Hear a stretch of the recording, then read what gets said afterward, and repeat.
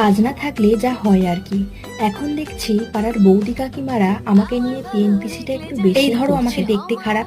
আরে বাবা, জানি জানি আমাকে দেখতে খারাপ, ভগবান আমাকে এভাবেই তৈরি করে পাঠিয়েছে, কি করব বলো তো? তারপরে দিন দিন আবার মুটকি হয়ে যাচ্ছি। যখন রোগা ছিলাম তখনও বলতে না, ইস কি রোগা। ভালো মনে পড়ে যখন আমি ক্লাস 7-এ পড়ি, তখন বাড়িতে শর্টস পরতাম বলে আমাকে বলা হতো, এত বড় ধামড়ি মেয়ে, লজ্জা করে না থাই বের করে ঘুরে বেড়াস। এখন তাদের মেয়েরাই স্টিল নাও 22 বছর বয়সে এসে শর্টস পরে, কারণ তারা ছোট। নিজেরা মেয়ে হয়ে একটা অন্য মেয়ের বডি পার্টস নিয়ে কিভাবে কথা বলে বলো তো?